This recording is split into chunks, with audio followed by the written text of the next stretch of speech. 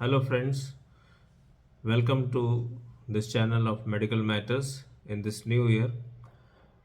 हम आप आज आपसे बात करेंगे प्रोस्टेट एनलार्जमेंट के बारे में। प्रोस्टेट एनलार्जमेंट एक ऐसी चीज़ है जो हर मेल मेंबर्स को, अगर वो उस उम्र तक जीते हैं तो उनको ये देखना ही पड़ेगा, होगा ही ये प्रोस्टेट एनलार्जमेंट। और ये एक ऑलमोस्ट एजिंग के साथ सिनोनिमस है। एजिंग है तो प्रोस्टेट एनलार्जमेंट आएगी।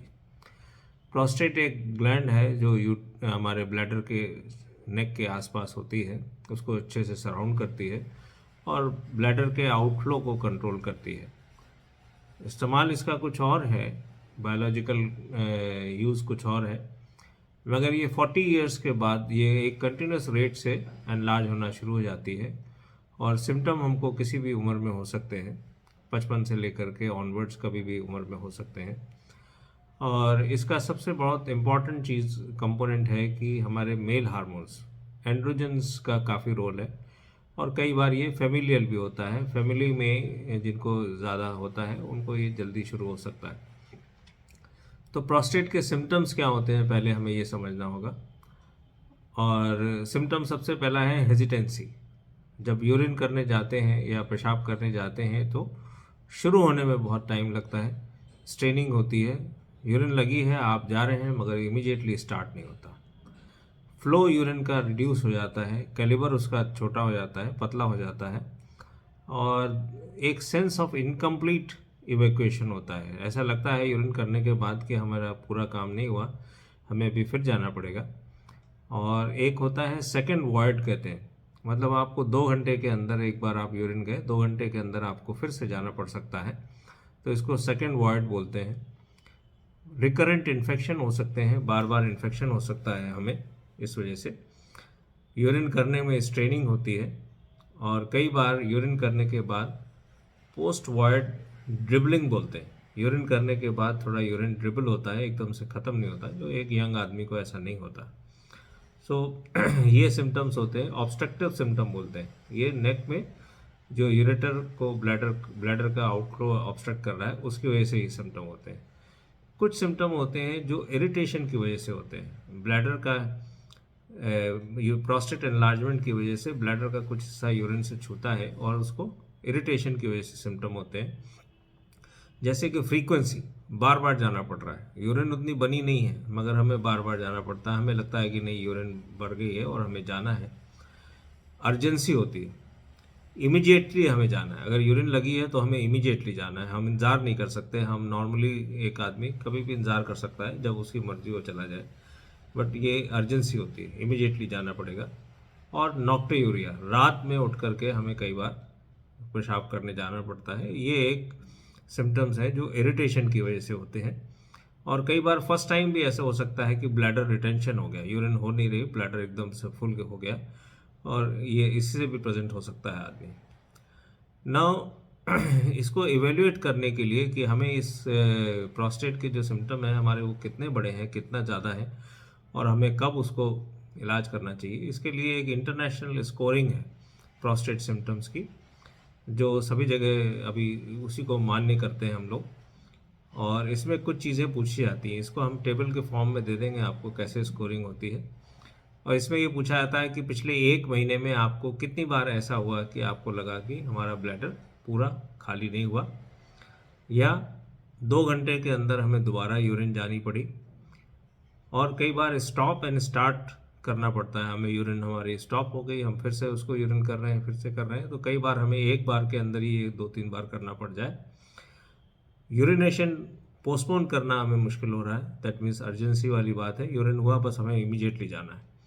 हम कहीं भी बैठे हैं, सोशली समाज में कहीं बैठे हैं, क्लास में कहीं बैठे हैं, लेक्चर ले रहे हैं, बट हमें लगता है बस हमें अभी यूरिन जाना है। यूरिनेशन की स्ट्रीम वीक हो जाती है और पुश एंड स्ट्रेन करना पड़ता है हमें यूरिनेट करने में, और रात में हमें बार बार उठना पड़ता है। और इन सिम्टम्स को हम अवॉइड करते हैं 0 to 5 मार्क्स के बीच में, यानी बेस्ट सिम्टम होगा जब हमें कोई तकलीफ नहीं है, 0 हो सकता है, और मैक्सिमम ये हो सकता है कि हमें 35 हमारा स्कोर हो। तो इस स्कोरिंग के ऊपर हम डिसाइड करते हैं कि हमें मॉडरेट प्रॉब्लम है या ज़्यादा प्रॉब्लम है, कितनी प्रॉब्लम है। तो ये एक स्कोरिंग सिस्टम है जिससे डॉक्टर आपका एवेल्युएट करेगा कि आपको कितनी तकलीफ है और क्या ज़रूरत है। अब बात आती है कि हमें अगर ये सिम्टम है तो इन्वेस्टिगेशन क्या करे जाए। इन्वेस्टिगेशन में एक सबसे इम्पॉर्टेंट इन्वेस्टिगेशन है measurement of PSA, prostate specific antigen होता है।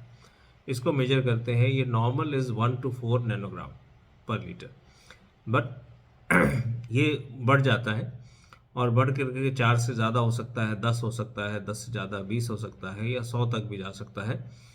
तो ये जब बढ़ जाता है तो हमें इसको ध्यान देना है। बट ऐसा नहीं है कि ये ज़रूरी नहीं है कि ये बढ़ा ही हुआ हो, कई बार बिना बढ़े हुए भी हमें प्रॉब्लम हो सकती है। तो ये एक ऐसा चीज़ है जो डिस्कशन स्टार्ट करता है कि आप प्रोस्टेट PSA बढ़ा हुआ है, अब हमें क्या करना है, आगे फर्दर इन्वेस्टिगेशन क्या करना है। सो प्रोस्टेट का वॉल्यूम मेजरमेंट कर सकते हैं। ये एक एग्जामिनेशन की तरह से के भी हो सकता है, डॉक्टर एग्जामिन करके बता सकता है। इसको डिजिटल रेक्टल एग्जामिनेशन बोलते हैं, DRE बोलते हैं। तो इससे डॉक्टर फील कर सकता है कि ये प्रोस्टेट वाकई बढ़ा हुआ है कि नहीं बढ़ा है। बढ़ा है तो स्मूथ बढ़ा है या उसमें कोई हार्ड है या नॉडुलर है। नॉडुलर होता है तो खतरा हो सकता है, हार्ड हो सकता है तो खतरा हो सकता है। फिर उसके बाद इन्वेस्टिगेशन में ट्रांस रेक्टल अल्ट्रासोनिक स्कैन बोलते हैं, ट्रस बोलते हैं, TRUS, transrectal ultrasound scan. इससे हम प्रोस्टेट का वॉल्यूम पता कर सकते हैं। रीनल फंक्शन का असेसमेंट हो सकता है, हम रीनल फंक्शन असेस कर सकते हैं। और फर्दर अगर कोई डाउट हो तो फिर MRI में एक प्रोस्टेट इमेजिंग सिस्टम होता है जिससे हम तय कर सकते हैं कि कितना हमारा प्रोस्टेट में क्या प्रॉब्लम है और हमें क्या कैंसर की तरफ तो नहीं जा रहा है, और हमें उसको ज़्यादा अच्छा इवेल्यूएशन हो सकता है। और एक तरह का स्कोरिंग सिस्टम होता है जिसको ग्लीसन स्कोरिंग बोलते हैं। Leave that to specialist and super specialist, but there is a system of measuring from MRI and from transrectal ultrasound। अब इसमें बेसिकली ट्रीटमेंट क्या हो सकता है। प्रोस्टेट एनलार्जमेंट हमारा दो तरह का होता है, हमें ये समझना है। एक प्रोस्टेट एनलार्जमेंट होता है जो कि खतरनाक नहीं होता, बेनाइन प्रोस्टेट हाइपरप्लेजिया बोलते हैं, BHP बोलते हैं, बेनाइन हाइपरप्लेजिया ऑफ प्रोस्टेट। इसका मतलब ये खतरनाक नहीं है, ये बेनाइन है, जैसे नाम सजेस्ट करता है। इससे हमें नुकसान नहीं होने वाला, बट सिम्टम हो सकते हैं, सिम्टम प्रॉब्लम भी कर सकते हैं। तो इसका फर्स्ट लाइन ऑफ ट्रीटमेंट होता है टेम्सुलोसिन करके मेडिसिन होती है, और दूसरी एक मेडिसिन होती है जिनको अल्फा रिडक्टेज इनहिबिटर्स बोलते हैं। ये फिनेस्ट्राइड या ड्यूटेस्ट्राइड होती है, ये आपको डॉक्टर प्रिस्क्राइब कर सकते हैं, और इससे आपका वॉल्यूम भी कम हो सकता है और यूरिन फ्लो भी बढ़ सकता है। दोनों चीज़ें इसमें इम्प्रूव हो सकती है, और कई बार ये सिम्टम इसी से मेडिसिन से इम्प्रूव हो जाते हैं और हमें आगे कुछ ज़रूरत पड़ती नहीं है। बट सिम्टम कई बार ज़्यादा हो, परेशानी ज़्यादा हो, आपकी सोशल लाइफ इफेक्ट हो रही हो, तो आपको सर्जिकल ट्रीटमेंट कराना पड़ सकता है। और ये सर्जिकल ट्रीटमेंट एंडोस्कोपिक भी हो सकता है। एंडोस्कोपिक रिसेक्शन ऑफ प्रोस्टेट बोलते हैं, TURP हो सकता है, या इसका लेज़र इन्यूक्लिएशन किया जा सकता है, या इसकी ओपन सर्जरी हो सकती है। और कई बार ओपन सर्जरी के साथ साथ जो एडवांस सेंटर्स होते हैं वहाँ पे रोबोटिक सर्जरी भी इसकी करी जा सकती है। और ये समझना ज़रूरी है कि कोई ज़रूरी नहीं है कि हर एक आदमी को इतने सिम्टम होंगे कि उसको ऑपरेशन कराना पड़े। कई बार ये सिम्टम रिजॉल्व हो जाते हैं, ऑटोमेटिकली ठीक हो जाते हैं, और प्रोस्टेट जरूर बढ़ा है बट सिम्टम ठीक हो जाते हैं, तो हमें इनकी ज़रूरत नहीं पड़ती ऑपरेशन वगैरह की।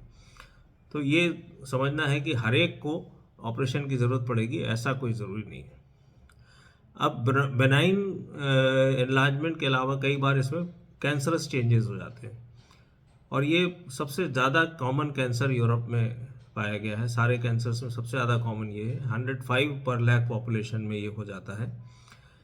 और यही कैंसर चाइना और जापान में रेयर है। क्यों है नहीं कह सकते, मगर इसमें जो वजह है वो जेनेटिक है और एंड्रोजन हार्मोन्स है, ये हमने जो बताया था। और मीन एज जो इसकी, it is cancer is rare before the age of 50, और mean age of diagnosis is around 70 में ये ज़्यादातर केसेस डायग्नोस होते हैं। जेनेटिक फैक्टर्स भी हो सकते हैं, और सिम्टम्स वैसे ही होते हैं जैसे बेनाइन हाइपरप्लेजिया प्रोस्टेट के हैं, जो नॉर्मल प्रोस्टेट एनलार्जमेंट है। सिम्टम कैंसर में भी उतने ही होते हैं।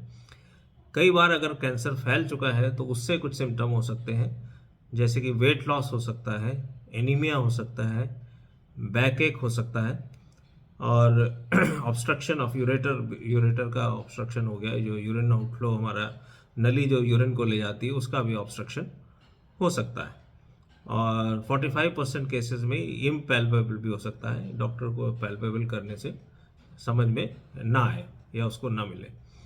तो ये कैंसर अगर होता है तो ये हमें टाइमली डिटेक्ट होना ज़रूरी है, अदरवाइज़ ये फैल सकता है, और एक बार मेटास्टेसिस हो गई तो थोड़ा सा मुश्किल हो जाता है। हालांकि ये कैंसर ऐसा है जो बहुत लोगों में कॉमन है और बहुत लोगों को पता भी नहीं लगता, और ऑटोप्सी में पता लगता है कि भाई इनको कैंसर था। तो ये इतना खतरनाक कैंसर नहीं है। प्रोस्टेट स्पेसिफिक एंटीजन इसमें भी करे जाते हैं। 4 से ज़्यादा हों तो ये इन्वेस्टिगेशन, फर्दर इन्वेस्टिगेशन की ज़रूरत पड़ती है, और 4 से 10 हों तो इन ऐसे में कम से कम 40% लोगों को कैंसर मिलेगा। DRE डिजिटल रेक्टल एग्जामिनेशन से पता लग सकता है। इन्वेस्टिगेशन करीब करीब वही है। ट्रांस रेक्टल अल्ट्रासाउंड से हम प्रोस्टेट की साइज़ पता कर सकते हैं। Transrectal ultrasound guided biopsy होती है। ये अल्ट्रासाउंड से गाइडेड बायोप्सी होती है, जिनसे हम बायोप्सी ले लेते हैं और फिर उसका एग्जामिनेशन पैथोलॉजिस्ट करके हमें बताता है कि भाई इसमें किस तरह के सेल है, कैंसर है कि नहीं है।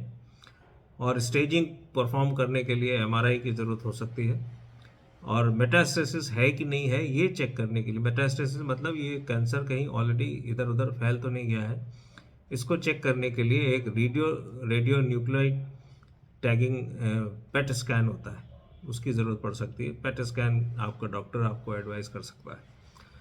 तो ये सब करके हमें एक्सक्लूड करना पड़ता है कि भाई ये कैंसर कहीं और तो नहीं फैल गया है, और उस हिसाब से इलाज होता है। अब ट्रीटमेंट के क्या क्या ऑप्शन हैं। अगर ये कैंसर प्रोस्टेट में है तो प्रोस्टेट को प्रोस्टेटेक्टमी कर देते हैं, प्रोस्टेट निकाल दिया जाता है, और उसके साथ फिर रेडियोथेरेपी या रेडियोथेरेपी करने के भी कई तरीके होते हैं। प्रेसिजन गाइडेड रेडियोथेरेपी भी है, जिससे खाली प्रोस्टेट का कैंसर सेल ही इफेक्ट होगा और ज़्यादा किसी को प्रॉब्लम नहीं होगी। छोटा फोसाई हो, छोटा एक लोकस है जिसमें कैंसर है, तो उसको हम एक्टिव सर्वेलेंस पे रखते हैं। रेगुलर प्रोस्टेट PSA एग्जामिनेशन हो सकता है, DRE जो डिजिटल रेक्टल है, और शेड्यूल बायोप्सी रेगुलरली करके इसको एक्टिव सर्वेलेंस बोलते हैं। और क्योंकि ये ट्यूमर हमेशा मेल हार्मोन से रिलेटेड होता है, तो इसलिए मेल हार्मोन्स को कम करने की कोशिश की जाती है।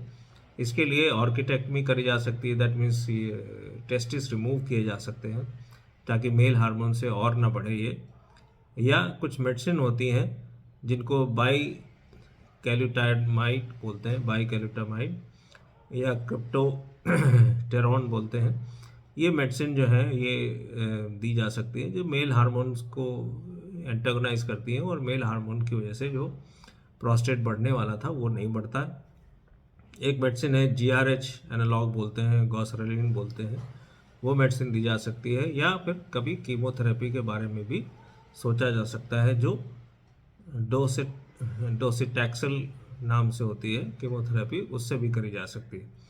तो ये सब चीज़ें तो ऑफ कोर्स सुपर स्पेशलिस्ट के बाद की बात है, जो बहुत ही स्पेशलाइज सेंटर होंगे वहीं पे आपका इलाज होगा। बट आपको एक ब्रॉड आउटलाइन पता होनी चाहिए कि भाई कैसे, अगर ऐसा कुछ होता है तो क्या करा जाएगा और क्या लाइन ऑफ ट्रीटमेंट होगी, डॉक्टर क्या सोचेगा। इंडिविजुअल केसेस में आप इसको बिल्कुल अपने सुपर स्पेशलिस्ट डॉक्टर के ऊपर छोड़िए। बड़े बड़े सेंटर्स हैं जो स्पेशलाइज सेंटर्स हैं, वहाँ पे इस तरह का इलाज होगा और उनका करना होगा। बट नॉर्मल प्रोस्टेट एनलार्जमेंट जो है, जो बेनाइन होता है, वो सबको ही होगा और हम सबको ही वो मैनेज करना होगा। मेडिसिन से मैनेज हो सकता है और लाइफस्टाइल से मैनेज हो सकता है, और हमने जैसे बताया हर एक को सर्जरी की ज़रूरत पड़ेगी, ऐसा कोई ज़रूरी नहीं है।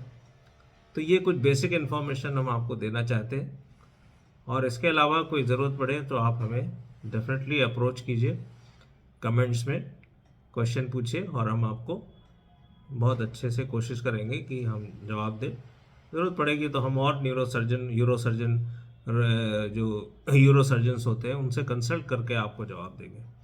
बट इंडिविजुअल केस में क्या डिसीजन होगा, ये आपको अपने डॉक्टर पे ही भरोसा करना होगा। तो थैंक यू वेरी मच।